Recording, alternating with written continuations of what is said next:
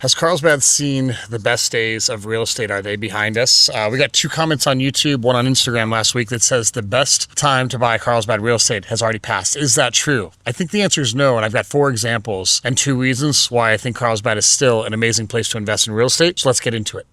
Okay, the first obvious reason is that we are landlocked, meaning we have the ocean on the west side of us. We've got Oceanside above us, then Vista, then San Marcos, and then Encinitas, and there is nowhere else except for within the community to build. We can build up and we can do infill and we can remodel, but we cannot build out. And typically what you see with markets that are landlocked is that real estate values inherently tend to go up over time because people improve the quality of real estate while real estate tends to continue to trade hands over the long run. Now, being landlocked isn't always a great thing, but in regards to where we are, one of the reasons us being landlocked is the ocean is probably the greatest insurance policy we have around homes improving in value over time. Now, if you look at the census data, Carlsbad is losing people every year at about 250 people per year. There's about 114,000 people that live in Carlsbad, California.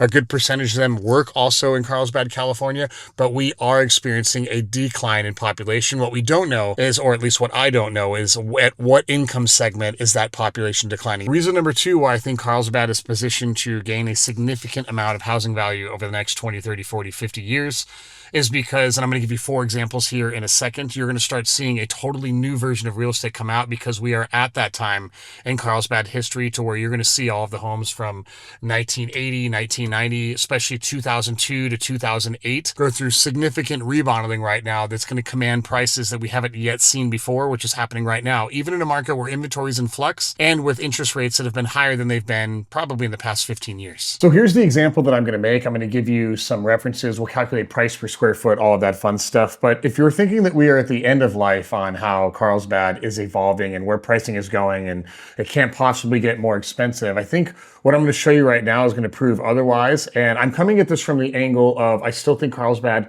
is an amazing place to invest in real estate, especially as an owner-occupant. It's still wildly underpriced as a coastal community if you consider every other city up and down the California coast. But there's 4 examples that I want to give you right now. I'll pull this up on my iPad. These are 2 homes in Water's End and 2 homes in Hanover. These communities are on Poinsettia and Avenida Encinas and Poinsettia and Carlsbad Boulevard. We live in one of these communities, so I know this fairly well. And I think it tells the story of 2 different types of homes for sale. This one at 6925 Water's End Drive. This one is already under contract. It was listed for 2.6. Now I remember when this hit the market and looking through the photos, you can clearly see, especially if you know Water's End and you know the type of homes that are in here, this was a complete head to toe remodel. I'm talking about everything, like even this opening from the main foyer into the main living area was widened, right? That's something that most people don't do. Obviously a brand new staircase. Floors are done. I'm not sure if this wall was taken out or if that was already open, but that's some of the units in our neighborhood. That's a 4th bedroom or a den or a sitting area, so you can do whatever you want with that. You can close that in. Kitchen's obviously been completely remodeled. The door's been removed over here, relocated around the corner to extend that kitchen. On the left, obviously the appliances and everything are top notch. Like this is as good of a rehab as somebody can do. There's normally a big pillar in the middle of the front room. That's been removed, so there's obviously a lot of reinforcement that happens there. Very wide open floor plan. Everything like floor to ceiling on this home was remodeled. And they did an amazing job with it. I have not gone through this home personally. I've only seen photos. So you can tell that there's been work, that the master or the primary bedroom has been completely reconfigured. The bathroom's been completely reconfigured. There's been rooms that have completely moved around upstairs. It's a completely different floor plan from when these were originally built. How much was this rehab? I have no idea. Maybe $300,000 to $500,000. They did an absolutely amazing job. It's under contract right now. But when this home hit the market, I'm sure a lot of people said, holy smokes, that is like crazy. That would be a record sale for Water's End. Who knows if this thing's going to sell? And here we are a few months into it. I don't know if it's been on the market a few months, maybe 30 days. Let's go take a look. Yeah, it's been on the market 3 months and it's under contract. Now, I have no idea what it's under contract for. So let's assume that it's somewhere close to $25.99. At 2314 square feet, $25.99 divided by 2314 is $1,123 a foot. I'll put that up on the screen. We'll remember that. All right, we'll go to another home in Water's End. This one's 609 Saltgrass. This is still on the market. It's been on the market for about 42 days, a little bit over a month. And listen, in today's market time, like 42 days, 2 months, maybe even approaching 90 days is totally fine. Nobody should be freaking out. That is totally normal for a market right now. I remember 20 years ago when we first started selling real estate, even after the foreclosure rush and all of that, when the market was starting to recover back to normal, it wasn't uncommon to sell homes in 4 months. So this one's listed at 2.1 million. It's 1987 square feet. So let's do some math. 1987. So that one's trading at about 1,056 square feet. This home is on the polar opposite end of its spectrum. Totally different layout. Everything's really nice about this home. Floors are good. You can tell that's laminate flooring. You have blue paint. I wouldn't call this in complete original condition, but it's close, right? It's clearly been repainted. Floors have been replaced. Looks like it's in pretty good condition. Again, I've not gone through this. Carpet upstairs, nothing crazy. This is a really, really good home for somebody to come in and like make it their own, right? That's what I would call this. Not like a rehab by any means, but design-wise, you can come in and do whatever you want. So you have a choice to make right now. Do I invest a ton of money in the home? And by the way, a rehab in the other home that we looked at, I would not do that before I sell the home. I would do that before you move in and actually take advantage of living in a home that nice, right? I would never do that for the sole reason of just selling it for a high price, because it's probably going to be a 1-to-1 type of deal. So if we do the difference between this home, which I would say is in great condition, but nowhere near the condition of the other one, at 1,056 a square foot, the one over on Water's End, which is 1,023 square feet. If we take the difference in square footage between the two, 1987 and 2314, if we have a home at 2.599 million at 2314 square feet, that's $1,123 per square foot that home is selling for, or that home is listed for, I should say. And then the $2.1 million home is 1987 square feet. That's 327 square feet different. That's listed at 1056 a square foot. So if I was to take the 1987 square foot home and then just run it at the 1123 square foot, which is the quality of the remodel for the other one, we're only looking at 2.231 million. So about $130,000 difference between the current condition of the home and the condition of the home of the one that's really a little bit bigger, which I would make the argument that makes the 2.599 home on Water's End an absolutely tremendous deal if you only consider things based on price per square foot. There's another example I want to show you. This one's in Hanover. This is a complete remodel. Same deal. The only difference between Hanover and Water's End, actually there are a ton of difference between Hanover and Water's End. Hanover is not gated, Water's End is, and that's just because of where it is. You know, there's hotels and car dealerships and stuff, so there's a lot more like transient traffic over there. Just like the manufactured home on the other side of Poinsettia that's in front of like Ralph's and all of that. It's not because Ralph's is bad, it's great, it's our grocery store.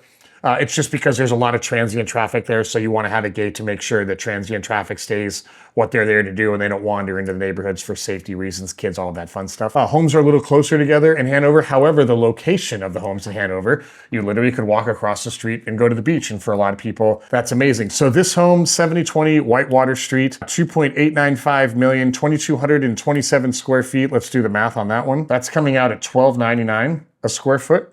And again, this one is completely remodeled. This is probably one of the best living areas. Our neighbor Luke has a really good living area like this one as well. This one, again, floors, ceiling, I mean, everything. The backyard was blown out. Amazing backyard. They win that one. Primary bathroom is amazing.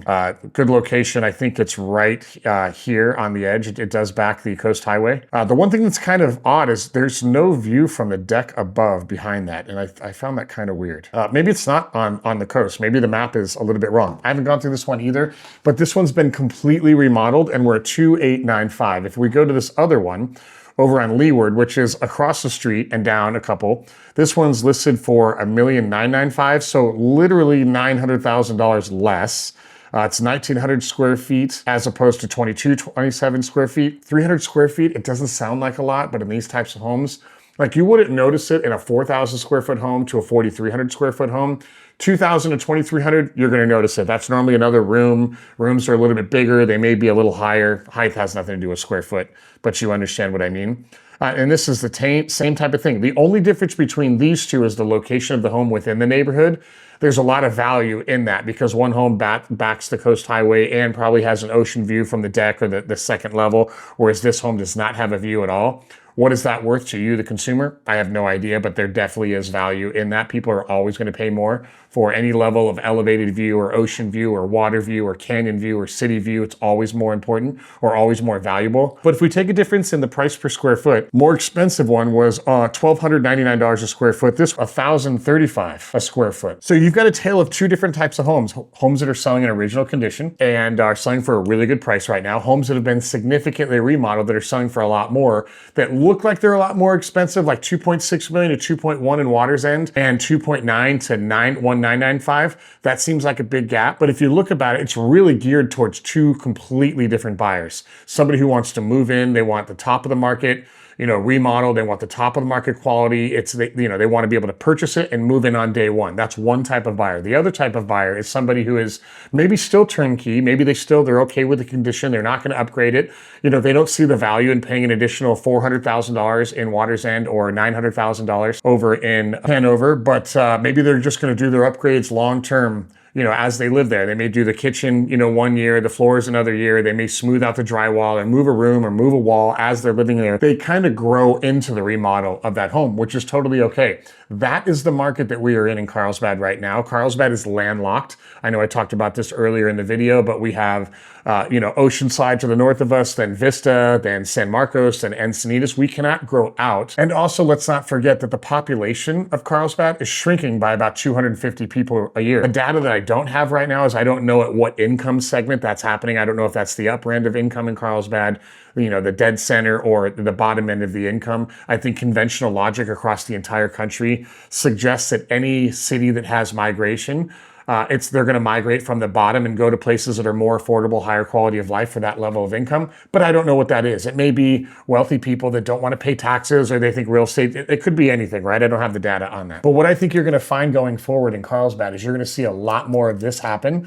where you've got real estate that's selling in pretty good condition, that's maybe 10, 15 years old, or maybe original condition. And then you have the stuff that's been completely remodeled. Carlsbad is in the phase right now to where in almost every neighborhood, whether it's the Village, the Barrio, Tamarack, some of the newer communities that were built in 2005 to 2012, Aviara, Bay Collection, La Costa, Bresci Ranch, all of these communities, what you're going to start seeing is a good portion of these homes are going to start to hit the market that have been significantly remodeled and that are going to start to command new pricing because of that remodel. That's how going forward, real estate in Carlsbad is going to continue to increase. Two things: significant remodel and landlocked real estate. Yes, there are more developments coming. It's a lot of infill, master plan communities. I don't know how many more of those are going to come. I can see a lot more townhomes like what's going on in Ponto, although most of that is rental residential. There's a big plot of land next to the Porsche dealership right down the street on Avenida Encinas. I don't know where that's going to go. I know of multiple projects happening right now in Carlsbad Village, townhome projects, luxury condo projects. All of that stuff's going to continue. But the real wealth generation in real estate that's coming in Carlsbad is going to come from the real estate that we have already that's going to get significantly remodeled. So if you're worried about the values of Carlsbad real estate, I still think we're in an amazing position. You're going to see a lot more of this come through, even in a market with high interest rates or adjusting interest rates. I should say an inventory that's kind of in flux right now. It's going to be more of the same going forward because there's not really a whole lot more that we can actually build in this city. So I'll put all four links to those. We're just using Zillow. I'll give you the MLS links. I'll put them in the description below so you can look at what I'm talking about. 2 are pending. 2 are still on the market. It's weird. They're kind of flip-flopped, right? Actually, yeah, both in Hanover are not pending. And then 1 in Waters End is pending. And if you look at the market, pretty much what it is, 1 in 4 is going under contract right now. And we're in the winter months. It's totally going to change next spring once people realize this is the new norm. We're just in kind of a hiccup or a transition market, if you want to call it that. I'll put the links below. Take a look at those. Any questions, let me know in the comments below. Where do you think the Carlsbad market's going? Do you think it's going up? Do you think it's going down? Do you think Carlsbad's seen its best days? Or do you think its best days are ahead of us? I actually think the best days are ahead of us. I still think we're wildly underpriced as a coastal community in Southern California. History will tell whether I'm right or wrong. That's where I'm at now, right? See you on the next one.